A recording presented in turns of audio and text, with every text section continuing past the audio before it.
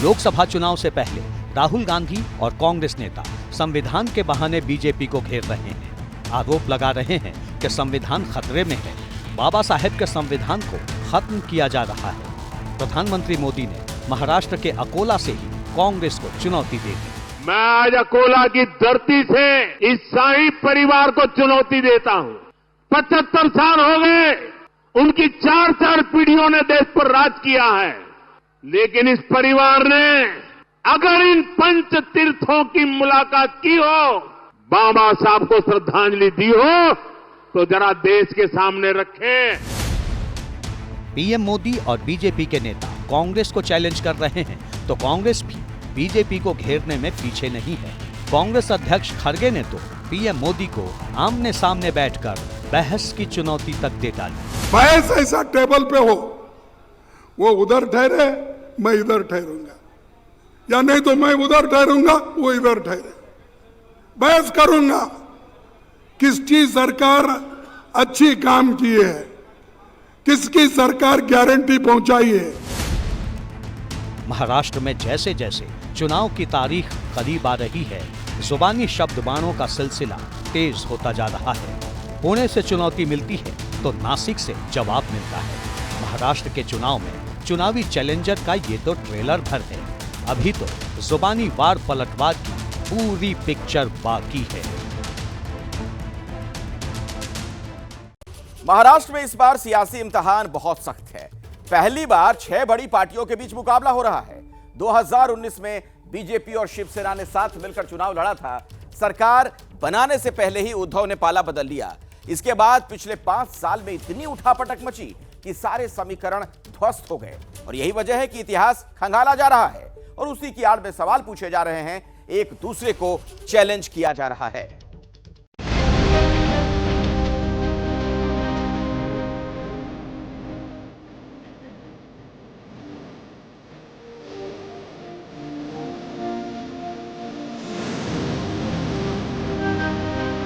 तीस नवंबर के लिए हुंकार, विरोधियों पर वार, वोटर से वादा और फिर से सरकार बनाने का इरादा। महाराष्ट्र के सियासी दुर्ग को साधने के लिए हर पार्टी कमर कस चुकी है। जैसे जैसे मतदान के दिन करीब आते जा रहे हैं, वैसे वैसे महाराष्ट्र में चुनावी घमासान बढ़ता जा रहा है। चुनावी चुनौतियों का दायरा भी उसी तरह बढ़ता जा रहा है। राहुल गांधी को चेताना चाहता हूं, आपके मन में जो भी षड्यंत्र हो, राहुल बाबा, जब तक भारतीय जनता पार्टी है, इस देश में माइनॉरिटी को आरक्षण नहीं मिलेगा, नहीं मिलेगा, नहीं। अमित शाह राहुल गांधी को चुनौती उलेमाओं की उस चिट्ठी के सामने आने के बाद दे रहे थे, जिसमें ऑल इंडिया उलेमा बोर्ड ने महाविकास अघाड़ी को समर्थन के लिए 17 शर्तें पूरी करने की मांग की है। इससे एक दिन पहले भी अमित शाह ने महाविकास अघाड़ी के नेताओं को चैलेंज किया था। मैं आज संभाजी महाराज की भूमि पर कहकर जाता हूं, मेरी बात मानिएगा शरद पवार साहब, आपकी 4 पुश्ते भी आएगी, धारा 370 हम वापिस नहीं आने देंगे। अमित शाह ने ये बात तब कही थी जब जम्मू कश्मीर की विधानसभा में बवाल मचा हुआ था। केंद्रीय गृह मंत्री उसी संभाजी नगर में थे, जिसके नाम को लेकर जबरदस्त सियासत हो रही है। संभाजी नगर में ही असदुद्दीन ओवैसी के छोटे भाई अकबरुद्दीन ने फिर से 15 मिनट वाली चुनौती दी थी। अभी 15 मिनट बाकी है।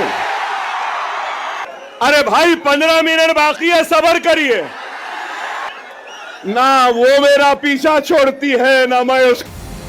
3 दिन पहले संभाजी नगर में अकबरुद्दीन ओवैसी की रैली हुई।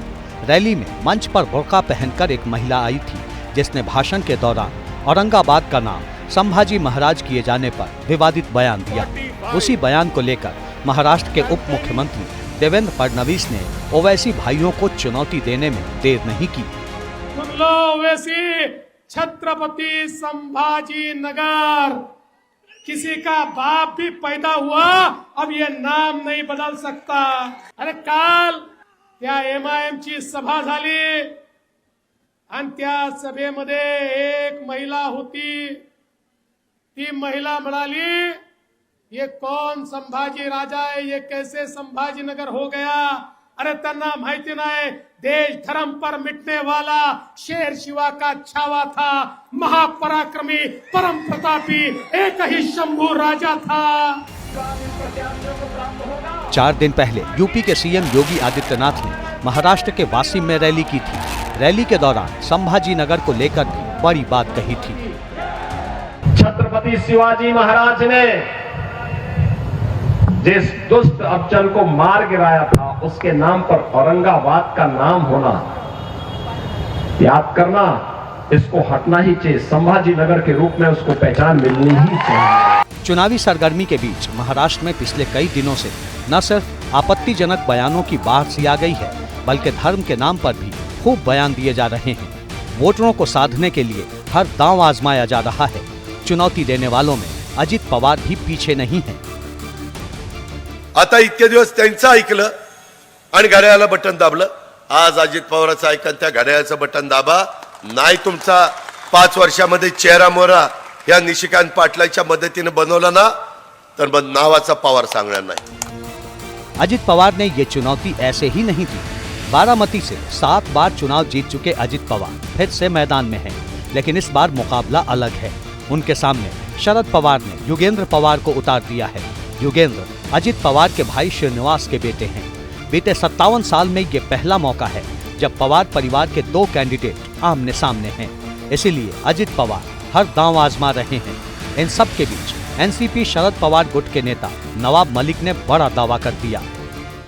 अजीत पवार जी के बिना कोई सरकार महाराष्ट्र में बनेगी नहीं. पॉलिटिकल एडजस्टमेंट होगा. लोग चाहते हैं, कार्यकर्ता चाहता है, लोग कार्यकर्ता सभी लोग चाहते हैं, लेकिन नेता जब तक तय नहीं करेगा कैसे हो पाएगा मामला. दावों और वादों के बीच अजित पवार के बहाने राज ठाकरे ने प्रधानमंत्री मोदी को चुनौती दे डाली. म्हणजे अजित पवारांना ज्या वेळेला तुम्ही परत मंत्रिमंडळामध्ये घेताय, त्यांना उपमुख्यमंत्री देताय, पद देताय, त्याच्या बरोबर 10 दिवस अगोदर पंतप्रधान नरेंद्र मोदींनी सांगितलं होतं 70,000 कोटीचा भ्रष्टाचार केलेल्या माणसाला आम्ही जेलमध्ये टाकू आणि त्याच्यानंतर 10 दिवसानंतर महाराष्ट्र राज्याचा तो माणूस उपमुख्यमंत्री होतो. बाबांनो, हा जो सगळा सावळा गोंधळ आहे ना, हा सगळा तो एवढ्यासाठीच होतो कारण तुम्ही चिडत नाही. कहते हैं कि राजनीति में न कोई स्थायी दोस्त होता है, न परमानेंट दुश्मनी होती है. एक दौर में राज ठाकरे भी प्रधानमंत्री मोदी की तारीफ में कसीदे पढ़ते थे, लेकिन इस बार राज ठाकरे के बेटे अमित ठाकरे मुंबई की वर्ली सीट से चुनावी राजनीति में एंट्री कर रहे हैं, तो पिता के सुर बदले हुए हैं. महाराष्ट्र में राजनीतिक बयानों के तल्ख होने की एक और वजह है. महाराष्ट्र विधानसभा की 288 सीटों में से 75 पर कांग्रेस और बीजेपी के बीच सीधी टक्कर है. 2019 में बीजेपी ने कांग्रेस के खिलाफ 66 सीटों में 50 सीटें जीती थी, जबकि कांग्रेस ने 16 सीटें जीती. 5 साल में महाराष्ट्र में राजनीति में बहुत बड़े उथल पुथल देखने को मिले और इस बार दोनों पार्टियां अलग अलग अलायंस की अगुवाई कर रही हैं. इसीलिए चुनावी लड़ाई बहुत दिलचस्प हो चुकी है.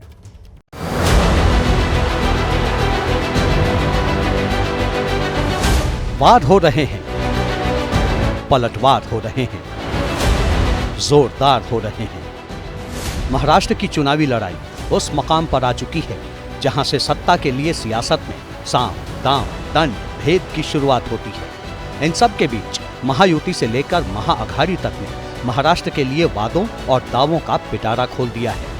बीजेपी ने संकल्प पत्र जारी कर दिया है, जिसके मुताबिक लाडली बहनों को हर महीने 2100 रुपए दिए जाएंगे. किसानों के कर्ज माफ किए जाएंगे. किसान सम्मान निधि 12,000 रुपए से बढ़ाकर 15,000 रुपए किया जाएगा. 5 साल में 25 लाख लोगों को रोजगार दिए जाएंगे. 10 लाख छात्रों को मासिक 10,000 रुपए का मानदेय दिया जाएगा. वृद्धावस्था पेंशन धारकों को अब 1,500 से बढ़ाकर 2,100 रुपए दिए जाएंगे. आशा वर्कर और आंगनबाड़ी कार्यकर्ताओं का बीमा होगा. आशा वर्कर का मासिक वेतन बढ़ाकर 15,000 रुपए किया जाएगा. गृह मंत्री अमित शाह ने घोषणा पत्र को सार्वजनिक किया. बाला साहेब के बहाने उद्धव ठाकरे को चुनौती भी दे दी. आज इस मंच से उद्धव ठाकरे जी को पूछना चाहता हूं, क्या वो कांग्रेस के नेता राहुल गांधी को इतनी विनती कर सकते हैं कि वीर सावरकर के लिए 2 अच्छे शब्द बोल दे। अमित शाह ने उद्धव ठाकरे को चुनौती दी तो जवाब संजय राउत की तरफ से आया। नरेंद्र मोदी जी और अमित शाह जी आजकल डेरा डालकर महाराष्ट्र में बैठे हैं और नया नारा दिया है, एक है तो सेफ है। मोदी जी, जब तक आप महाराष्ट्र में आते रहेंगे हम अनसेफ रहेंगे, आप मत यहाँ आइए। संजय राउत का ये पलटवार तब आया जब महाविकास अघाड़ी ने घोषणा पत्र जारी किया। इसे महाराष्ट्रनामा नाम दिया है, जिसके मुताबिक महालक्ष्मी स्कीम के तहत महिलाओं को हर महीने 3,000 रुपए दिए जाएंगे। महिलाओं को बसों में फ्री यात्रा की सुविधा मिलेगी। 500 रुपए में गैस सिलेंडर दिया जाएगा। किसानों का 3 लाख रुपए तक का कर्ज माफ किया जाएगा। महाराष्ट्र में जातिगत जनगणना करवाई जाएगी। आरक्षण की सीमा को 50% से ज्यादा किया जाएगा। चुनाव में वादों और दावों का दौर चलता रहता है, लेकिन महाराष्ट्र में जिस तरह से जुबानी वाद किए जा रहे हैं, उसने कहीं न कहीं देश की राजनीति का अलग चेहरा सामने ला दिया है। महाराष्ट्र में वोटिंग होने में अभी 10 दिन बाकी हैं। ऐसे में ये जुबानी जंग और तीखी होनी तय है।